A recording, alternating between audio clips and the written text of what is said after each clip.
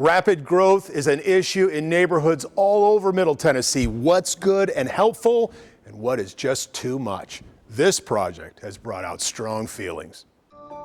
It sits on a kind of island, bracketed by railroad tracks on one side and on the other side by the Harpeth River.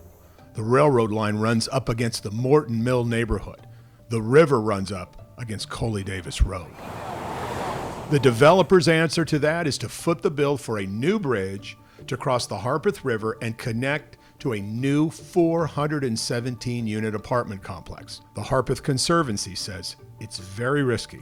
We still think that there is a significant safety issue. We know that that road on Coley Davis flooded in 2010. We know it has a possibility of flooding again.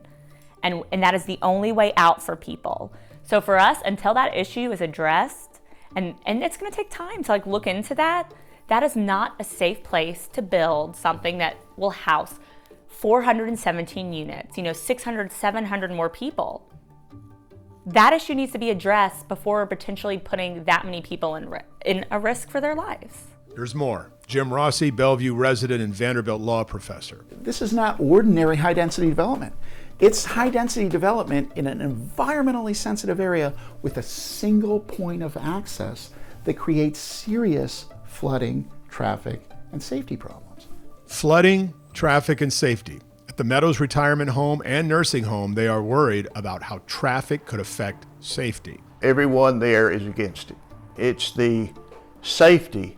We have 160 visits a year from the ambulance and fire department into that community, and most of the time it's pretty serious, and if they have a problem that they need to call 911, then it's a serious problem, and a matter of 15 minutes can be the matter of life and death. The Bellevue Ariza developers believe they are answering all three of those concerns while providing unprecedented amenities to make this part of Bellevue more attractive and successful, with an apartment complex a mile from Bellevue 1, which will give that center much needed patrons.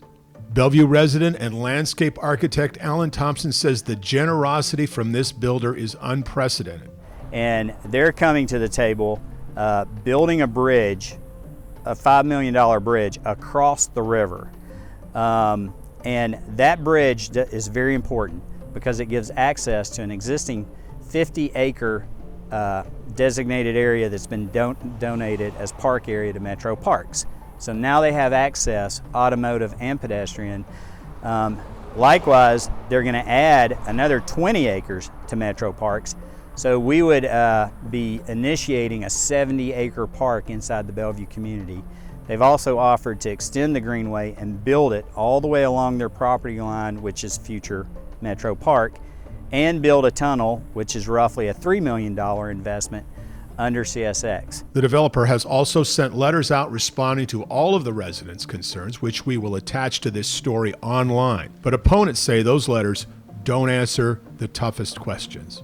And this is part of what it's offering the community to make it attractive. But part of what I think the community is seeing, and part of the pushback to this, is that even if you offer us a few benefits, that doesn't mean that on the whole this is a good idea for the community. And if we start to treat the green network under Bellevue's plan as something that is open to bid by developers, that basically will mean the end of the preservation of green areas along the Harpeth River.